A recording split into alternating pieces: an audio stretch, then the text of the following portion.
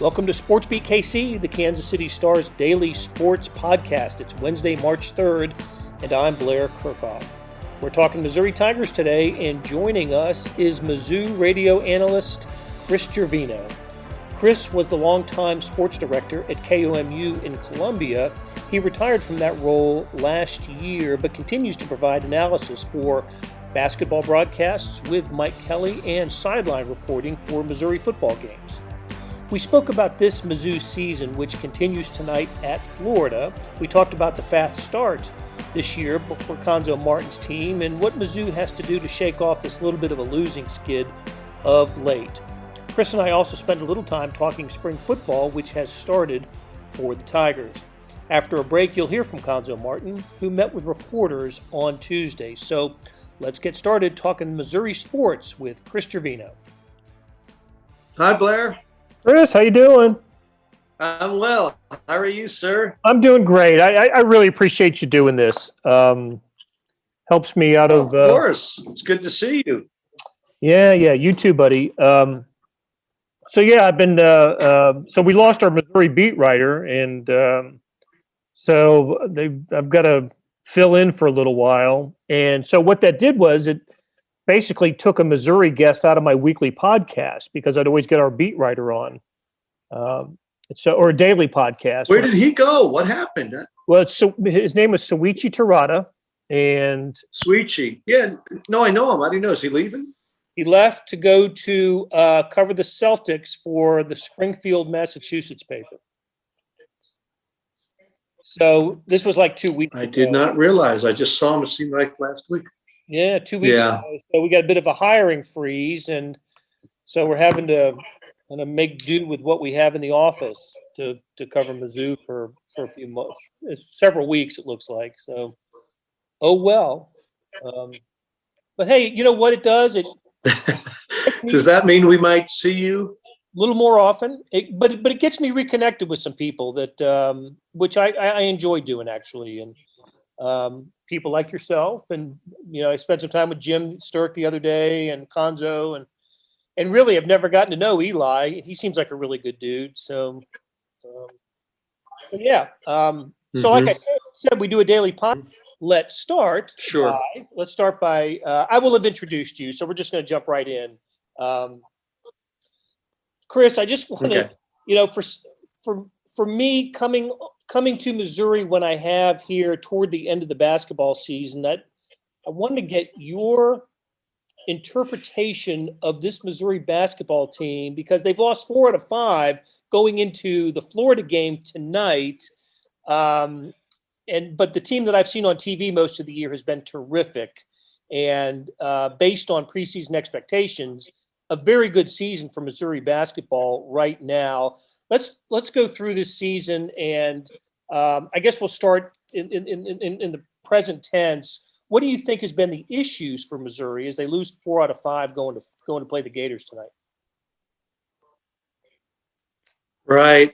Blair, it's good to be with you. I think, really Missouri has this difficult stretch of 4 losses in 5 games and had a 3-game losing streak. And for whatever reason, the defense really left the Tigers for a few games. Those 3 games they lost, I believe they allowed an average of 82 points, which is so unlike them. They're usually a strong half-court defensive team under Cuonzo Martin, and that's really his reputation over years and years of coaching. But they got away from their defensive abilities, so to speak, in those 3 losses. They had been giving up just under 70 per game in the first 9 conference games.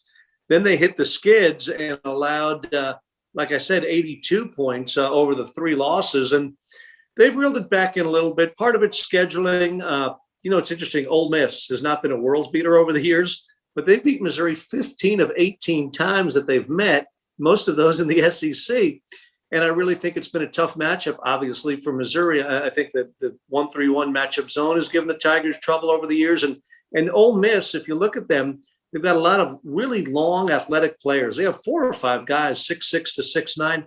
Missouri's just not built that way. They have a couple of bigger, taller guys. And that's just my educated, hopefully, guess at why they've had trouble with Ole Miss. But they got them twice in this stretch of 4 losses in 5 games. The problem is now you're going into Florida tonight. they've won 3 in a row and 7 of 9. They look really good as I prepare for this game. I mean, lead the league in shooting in all categories, and they've been terrific defensively in their 3-game winning streak. And then you've got a talented LSU team coming to Columbia. So the Tigers of Mizzou are really up against it now, and this is crunch time for them after what you said, accurately so. It's been a really good year. Wins over Illinois, Oregon, Alabama, Tennessee. I mean, some good wins there, but lately it's been difficult. Yeah, I did some bracketology of my own here earlier today, and I think the Tigers are safely in. I think the quality of opponents remaining will allow Missouri to be in the tournament. To be honest with you, I think if they had made up the Texas A&M and Vanderbilt games, they wouldn't have gotten, even if they had won, they wouldn't have gotten much. There wouldn't have been quality wins for the Tigers. Now they have an opportunity against Florida and LSU on Saturday to close out the regular season, and then of course, a worthy opponent in the whoever they play early in the SEC tournament to really build on their credentials. But listen, even if the worst happens, and Missouri doesn't win again, I still think the Tigers are going to be in the NCAA tournament. You just don't want to.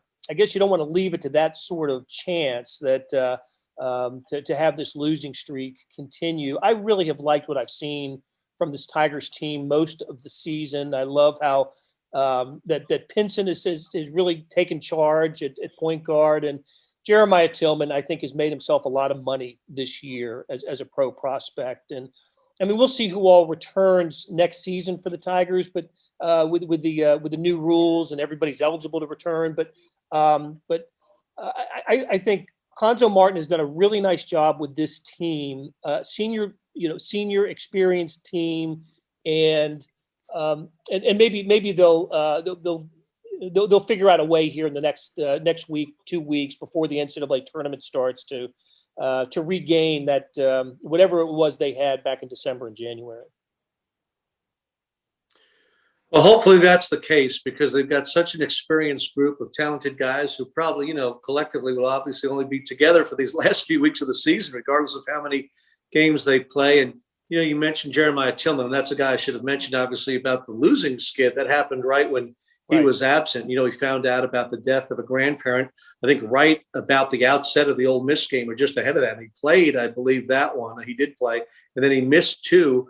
And, of course, Missouri lost all 3 of those games. Then he comes back, they're whole again. They win at South Carolina, looked pretty good, but then had that dreaded Ole Miss jinx with the Rebels. So we'll see. But, you'd like to think they will gather themselves and regroup. And I think you heard also, as I did when Mizzou had media availability this week, that Torrance Watson was saying that, Drew Buggs, of all people, the first-year player here, but a graduate student, older guy who wants to be a coach, brought the guys together and said, look, this is the last time we have this locker room. It's the last time we're all together as a group of guys. It's probably only a few weeks, one way or the other. So let's make the most of it. I thought that was a sign of maturity. Whether it got through, whether it'll manifest itself in wins, who knows? But, it's an experienced group that's been with Cuonzo Martin, and we saw what they could do early in the season when they got out to that, number 10 national ranking, and they were 13-3 and 6-3 in the league. And I think they were projected back then, and I know it was early, as a number 3 national seed in the tournament. So you just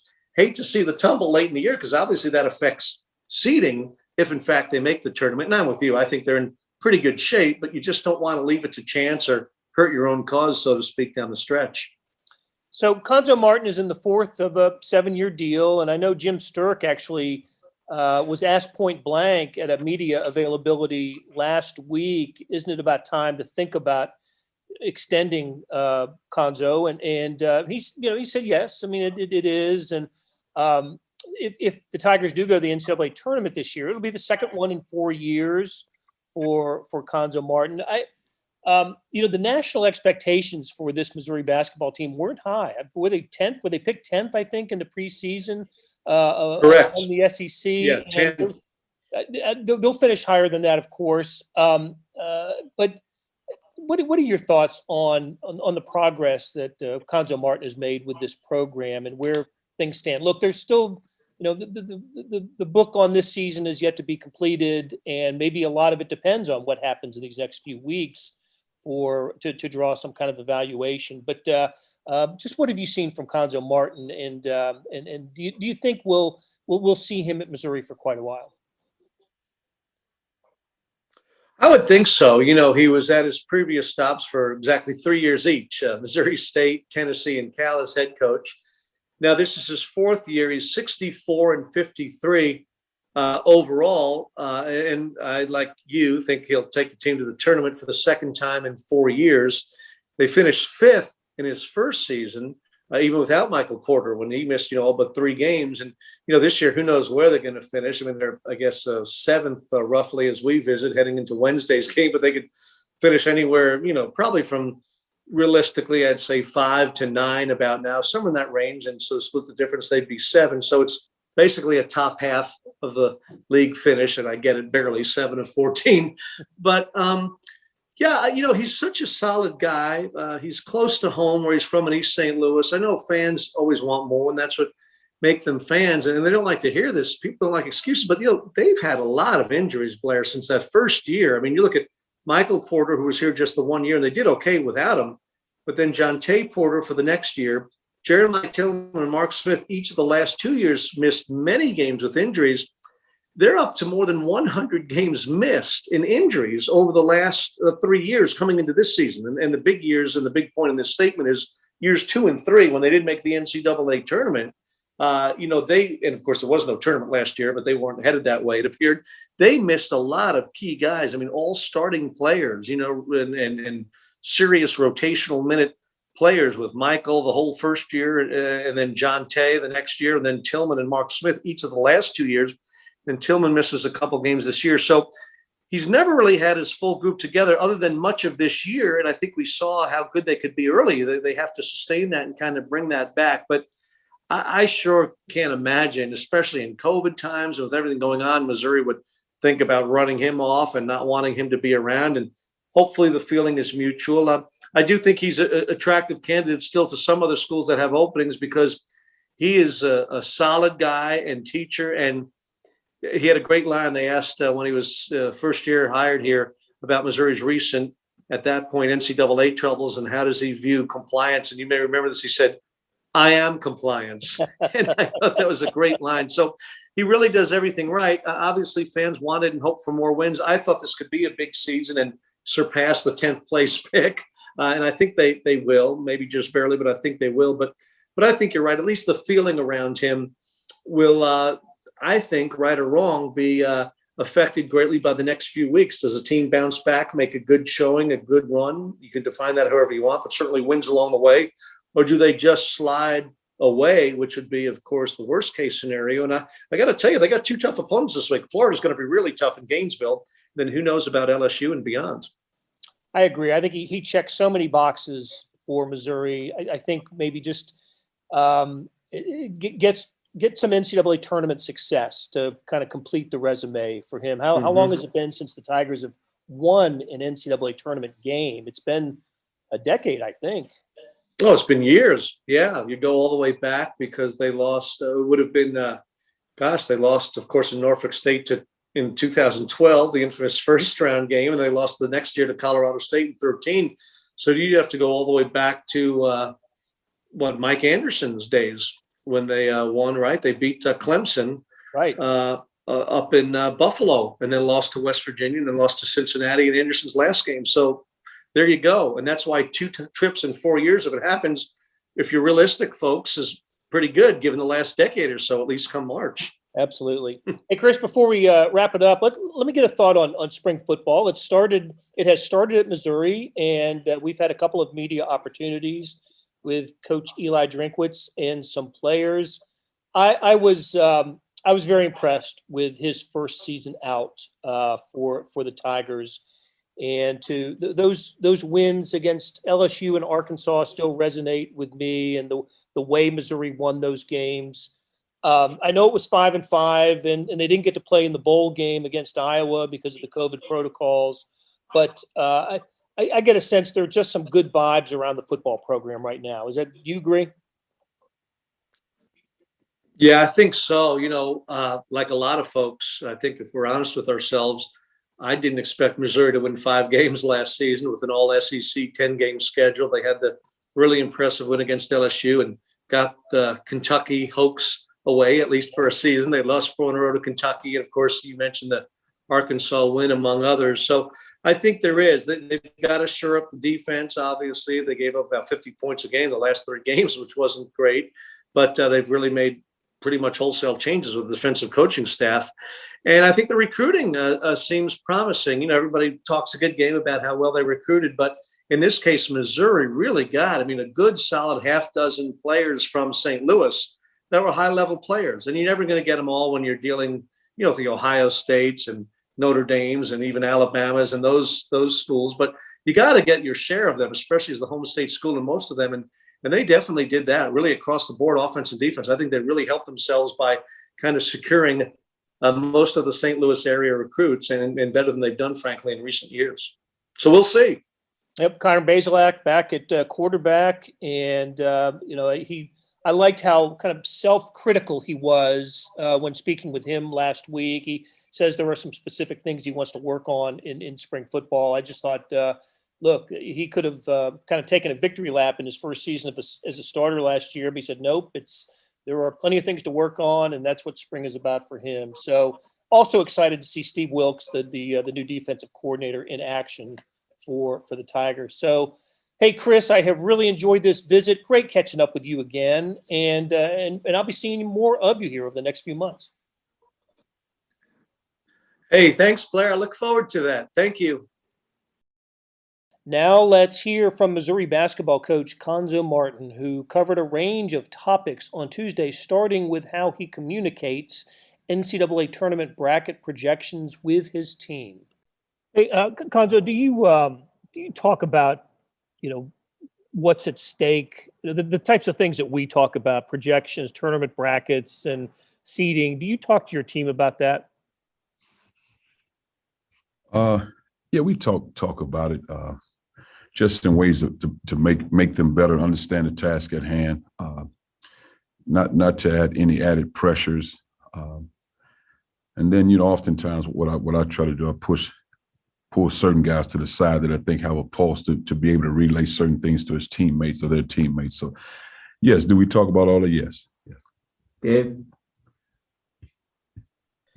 Yeah, Cuonzo, there have been a number of games before and after that you've told us, for your offense to work, you need X to be more aggressive and attack more. And every time I think you've said, hey, this isn't anything new. We've talked about this before. So how do you do you have to find different ways to say it, or how do you get a message to sink in that seems to have been kind of a recurring problem?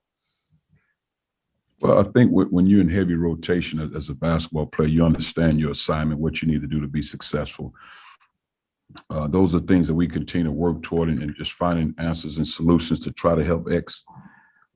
Because it's not as if we're talking about a guy that's, trying to get minutes coming off the bench, struggling. Like, for example, Thomas Watson, trying to get him minutes to get him going and all that. But you're talking about a guy that's in rotation and a guy that you count on certain production and at the point guard position. Again, it's just, I think now it's just a matter of doing what your assignment is and what's asked of you, pushing the ball, putting pressure on the defense, all those things. And everything else takes care of itself. And it's just same thing if Drew Smith is not the guy that he normally is, where he's passive, he's not defending at the level. That's hard because you count on that certain production. So you count on that production and pushing the ball. And whether X scores 5 points, 25 points, it's how he's operating, and everybody else is involved with what's going on within the offense. But if that part becomes stagnant, now you have to find other answers. Dave Matter.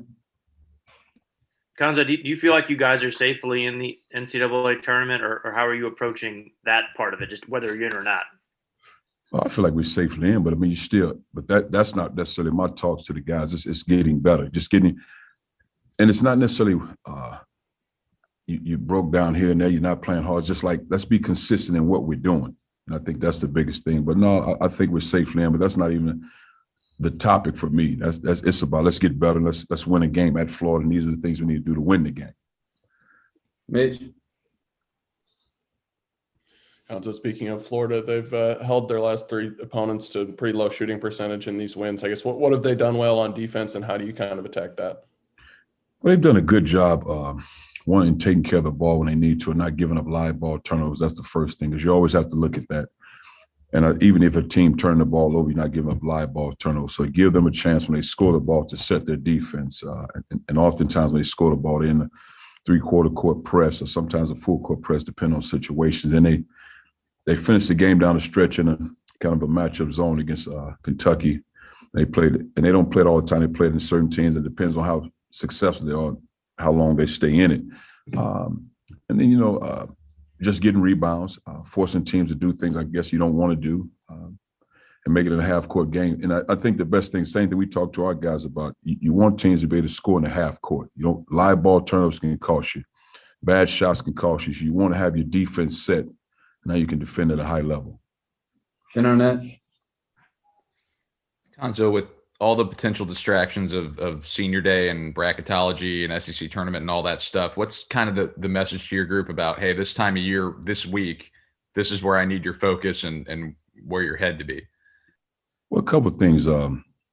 We always talk about let's continue to get better because there's a lot of basketball, but also the other thing is just embrace the preparation of what's on the floor. I think those are the key things, because it's not as if you're adding a lot of new things this time of year. And it's not as if you're adding more guys to your roster. So you know who you are. You know what makes you successful. So it's understanding what makes me successful as an individual player and what makes us successful as a team. And I think those are the biggest things. But I just think embracing the preparation and understanding the scouting report, the game plan, the walkthrough, the film study, take that to the game. And allow your only issues, if anything, we call them issues, missed shots. Missed shots, a breakdown here, but it can't be a consistent breakdown, live ball turnovers, multiple live ball turnovers, a poor block out here and there, because those things add up and then it becomes a ball game. Go ahead. Hey, Cuonzo, how you doing? Right. Good. Hey, I just we've talked a little bit about this before, but we're closing in on the anniversary of everything shutting down for COVID. And I just wonder if you recall what you were thinking as that started happening, and maybe in what ways you think your perspective on the meaning of sports might have changed since then. Well, I'll follow up, RJ.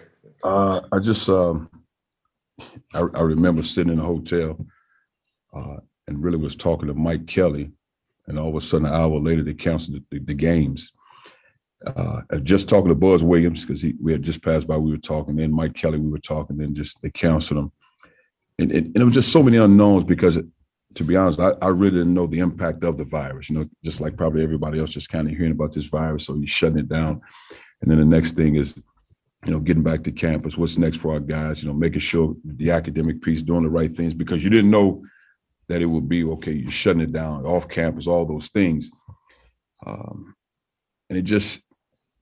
And it went, and all of a sudden you start looking up, there were people losing lives.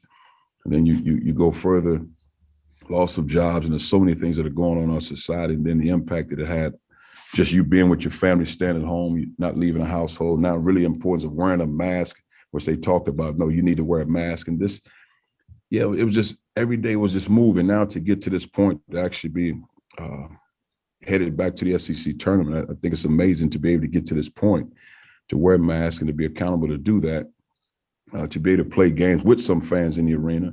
I thought that was a great thing to do. And I didn't think it would be easy at first, but we pulled it off. Yeah, man, it just to be able to play the game and have some fun in playing. You want to have fun, and it's still competitive.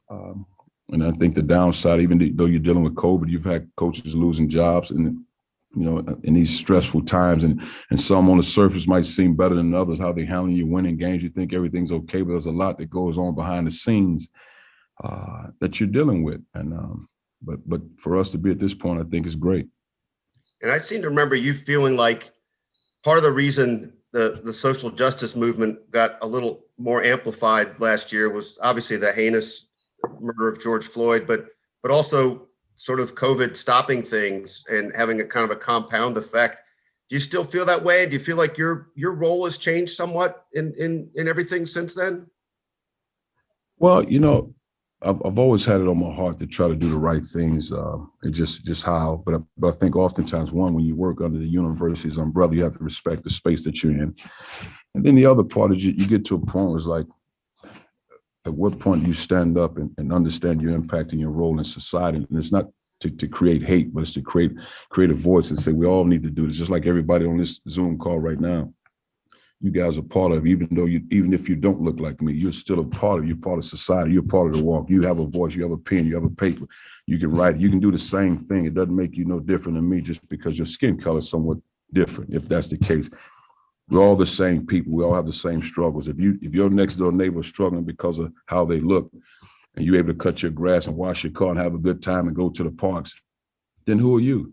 I mean, what's the difference? We're in this fight together. I was blessed to be raised by a woman that she was just struggling to make ends meet. She didn't have time to say, what color is that person? We trying to find a way to eat and survive and live. Didn't have time to do the other stuff. So I was never taught that. And I think that's where we have to get in society. We have to get to that point, man. Because that's all of our right. It's just that's not just Black people's issue. That's everybody's issue. And if you don't think it's your issue, I feel sorry for you and I feel sad for you. Thanks, Cuonzo. Eric? Hey, Cuonzo, shifting it back to basketball a little bit. You mentioned just this time of year is about getting better, and you mentioned you're not also it's you can't change much this time of year. Do you find it easier because you have more proof of like, okay, this is the things we need to fix to get things done, or is it harder because you can set in whatever ways you have?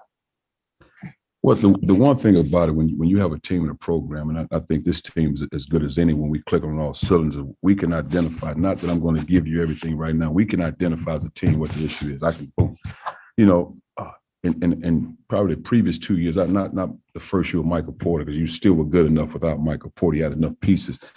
The previous 2 years, you probably just didn't have enough to keep getting over the hump with key guys out and injured. Well, you have enough as a whole right now with this group so you can identify what it is. So it's not as if we sit in the game, oh, this is bad, because at first we weren't making shots. Well, you're making shots now.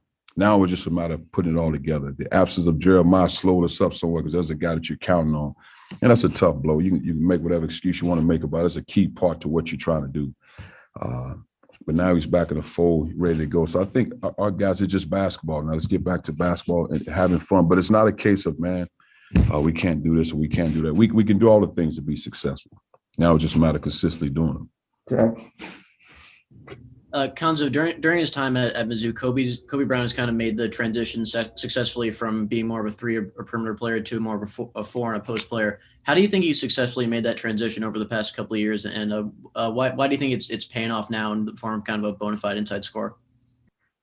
I think just to get down and get comfortable. So I think in high school, he played a lot on the perimeter facing up, even though most cases he's probably the biggest guy on the floor, but he was a skill player. You could play on the perimeter. His dad did a great job putting him in position to be able to do that. But, after a while, you get to a point like in talking with Kobe, okay, it's good to play on the perimeter, but also you're almost 6'8", 240 plus pounds.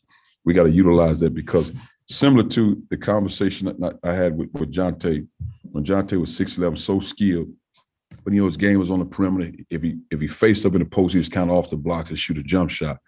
And then a year later, though we didn't get a chance to see it, he dominated in the post because he was so physical and strong around the rim, and he still had the other parts. And the same thing with Kobe, like you have to take advantage. You can't allow teams to switch smaller guards on you, and that's not an advantage for us. I mean, that can't happen. So it had to sink into him first to understand what we were saying as a staff until he comprehended that part. And then you got to obviously get used to playing the post because not many teach post stuff nowadays. So he had to get used to the fact that playing around the post, being aggressive, being physical. But the most important thing is to understand that there's a smaller guy, he's 6'1", 180 pounds, and he's defending me in the post. That has to sink in. If I could ask a quick follow-up, RJ. At what point did Kobe kind of you mentioned Kobe started to comprehend that. At what point did that happen? Well, when I say comprehend, not that he lacks intelligence, but to really absorb what I'm saying. Do you understand what I'm saying? Like, look at that small guy defending you, man. That should be where I was from. That was considered an insult if this smaller guy's guarding me around the rim. So I think just practicing it because we spent a lot of time, even late last year, just practicing. But he had to get used to it. He had to be in position. I can't think of. I do remember the game that I can't remember the game, but he was posting up. Even when Tillman was on the floor, he's posting up because he had an advantage. Like, Coach, I got a guy. And that was big. I think that was the biggest thing, him recognizing and him saying it. I don't remember the game, but him saying it from the sideline, Coach, I can post this guy up. Got time for one or two more. Coach got to head to practice. Dave? Without a game on Saturday, you could have gone one of two ways of either, throttling it back or getting up and down more? What did you decide to do to approach that weekend? We did a little bit more of getting up and down because, again, when you plan in season, it's especially Tuesday, Saturday, Wednesday, Saturday, you have a day off in there, and then it's prep toward another team. And like most people, you're not doing a lot of running. And with this time off, we felt like we had to get back to the pace we were playing at, get back to the better place, pushing the ball, sprint up the floor. And I think that has a lot to do with X. And obviously, I think Bugs does a good job with it. But X getting up and down, using your speed, attacking the rim, making plays. Even if you get to the rim and he's not finishing strong or questionable call, the ref call it not, get to that rim and make plays. So now it forces everything else to go. So and then on the defensive side of the ball, consistently work to get our defense set. And then I felt like we had a good week. Last question, Gabe. Cuonzo, going into, a week from now, it's one and done situations only. How important is it this week for your staff and just for the guys' confidence to see, hey, a couple of good efforts to show them kind of, hey, we're capable of this going into tournament play? I think it's very important. And I don't think we necessarily like effort. I think what we have to do is win the games, go out there and play. Because I've said it before, even if you lose a game, which I expect us to go out and try to win 2 games, you should be able to see, okay, that's what we look like. Even if the result ain't what you want, okay, I see what we're doing now. And I think our guys understand that part. And they're just playing a lot of effort, a lot of intensity, a lot of toughness, doing all those things that we talk about doing. And I think we'll get those things done. That'll do it for today. Thanks to our SportsBeat KC production staff of Derek Donovan, Beth Welsh, Monty Davis, Jeff Rosen, Chris Fickett, and Savannah Smith. Links to stories about the Missouri Tigers can be found in the show notes and on kansascity.com. Hey, we've got a deal for you. For a limited time, you can subscribe to Sports Pass for 99 cents a month. That's right, 99 pennies a month. After 3 months, it auto-renews at $5.99 a month unless you cancel. And what a time to be a subscriber. The Royals are at spring training. March Madness is right around the corner. And when is it not Chiefs season? How do you get it? You go to kansascity.com/sportspass2020. That's kansascity.com/sportspass2020. You want more than just sports coverage? Check out the entire Kansas City Star product. Sports, news, features, commentary, and analysis, the whole thing. You get all the stories written by my talented colleagues, plus additional national news, sports, and business coverage with the e-edition. The details for all of these deals can be found at account.kansascity.com/subscribe. And if you're having trouble hunting down any of these offers, send me an email, bkerkhoff@kcstar.com, and I will get you to the right place. So whether it's the Sports Pass or the full subscription, you're getting and supporting the best sports and news coverage in Kansas City and helping us produce programs like SportsBeat KC. Thanks for listening, and we'll be back on Thursday with another episode.